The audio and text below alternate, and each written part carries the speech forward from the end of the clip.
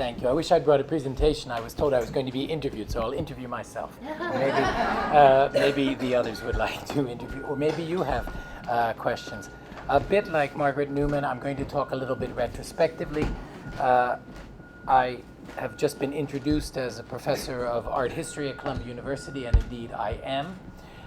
But for 7 years, I served as the chief curator of the Department of Architecture and Design at the Museum of Modern Art. Not far away from here on most days. Today there are a number of obstacles, religious, political, and otherwise between us, New York City Police Department on top of it.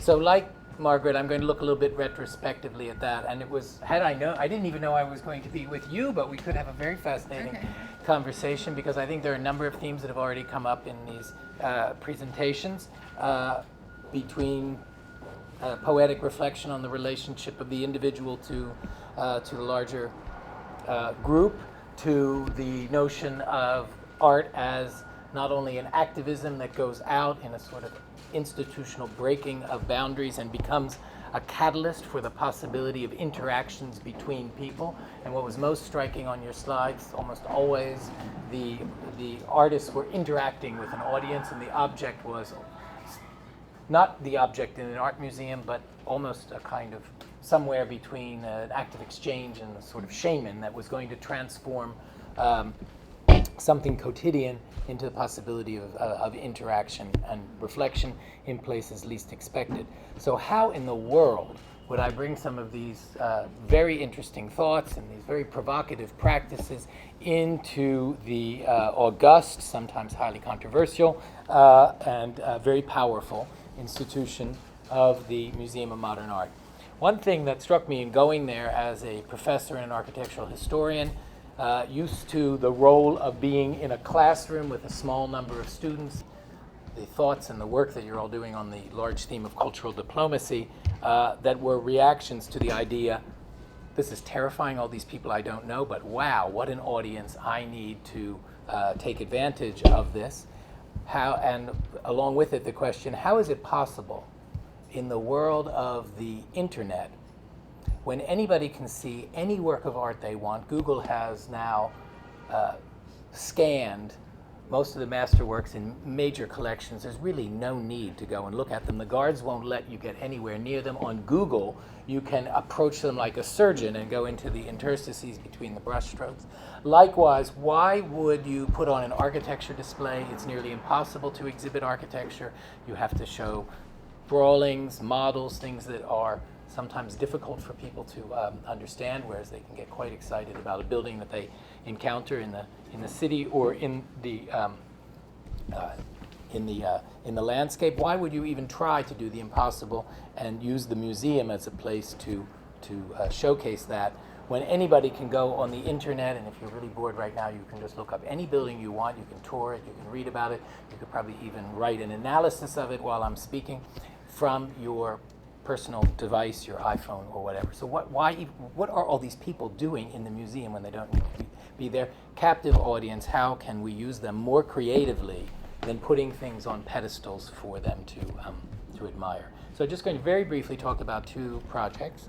One was a project that came, I think very much like your organization, out of the crisis of the financial crisis of 2008 that shook a lot of confidence, and obviously the Museum of Modern Art was able to weather that storm without too much difficulty compared to small organizations. But nonetheless, it seemed to me suddenly all the more absurd to be putting great works of architecture on pedestals and say, why don't all you architects who lost your job last week come and use the museum for a place of contemplation to see what the great architects who are still working in the world are doing? So I came up with the notion of using the museum rather differently, and I launched a series that tried to create a laboratory situation inside of the museum called the Issue Series on Architecture and Urbanism, in which through a series of problems, and I would say problems of absolutely great urgency and very much of the moment, were posed to architects. The first of them had to do with rising sea levels and the danger that is creating for at least 50% of populations in cities around the world. We all know that cities are growing at an absolutely extraordinary rate, and one of the most extraordinary things is that many of the cities that are most at peril for rising sea level with climate change are, in fact, the cities that are growing the fastest. So we chose to invite a group of architects to come into residence in the museum in MoMA PS1, which is a former schoolhouse, once abandoned building, that has become an experimental center for contemporary art and is now an affiliate of the Museum of Modern Art. They whispered in my ear that they had some financial problems and they were going to close parts of the building. I said, could I have them and use these former classrooms?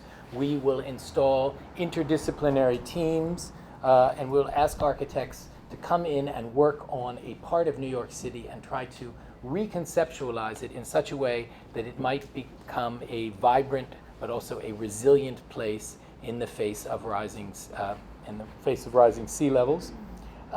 We chose 5 areas. We chose 5 architects and invited them to come with a dream team of the people they would most like to work with if they could work in a different way than they might in the marketplace of architecture.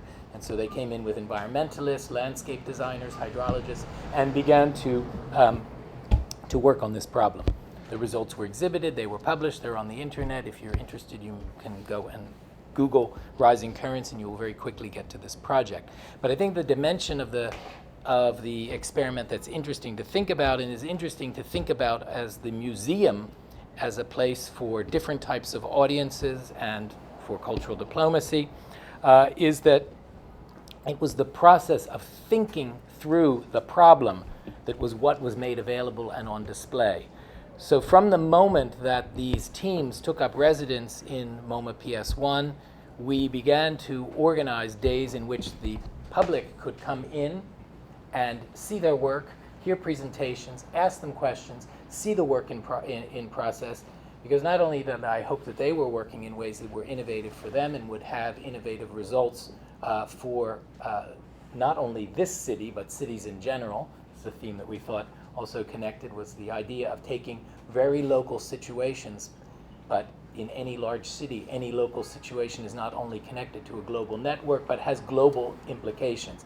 It's much more real for a local audience if it's framed locally than if it's framed globally. So we were able to get people to think about cities and sea level rise in a very vibrant way. If they said, you better come over, they're talking about the street that your aunt or your daughter lives on might be flooded, and they're saying that this is what they might be able to do, and they're actually inviting us to talk with them about it. So this to me was also a way of making the process by which architects, landscape designers, planners go about thinking through a problem more available and transparent, interactive. I hoped in the end not only to engage the people who would come and see the work in process in the problem itself, but also in a growing respect for what we could call design thinking. So the big question was, how could design thinking be put on display rather than mystifying designs? How could an architect become someone who was, like your artists, interacting through whatever, a vision of a city that would be pleasant to live in after it was flooded, or a canned smile? And so that was one experiment, and we've worked on it in relationship to other issues after that, to the foreclosure crisis and the problem of the suburban fringe in this country. And then we moved on to a global, local situation in a lab workshop exhibition called Uneven Growth. It was about inequality, growing inequality in megacities. The other project I'll just mention in closing is of a much more traditional sort, but extremely interesting in the history of cultural diplomacy. And that was an exhibition that just closed on Latin American architecture in the years after the Second World War, from 1955 to 1980.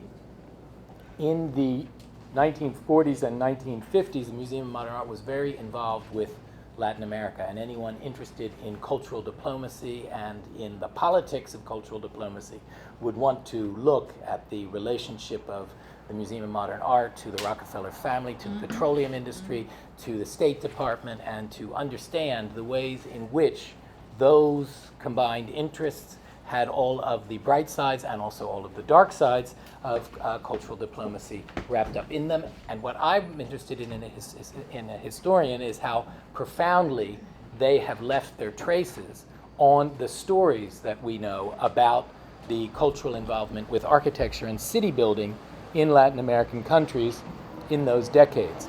Those are decades that are generally viewed as derivative in their creative work from European and US models, and I wanted to show no. In fact, there was an incredible amount of very interesting work that went on there, and so we staged this exhibition, and the extraordinary thing about bringing this exhibition with the frame that this time the exhibition is going to be about Latin America as a source of invention.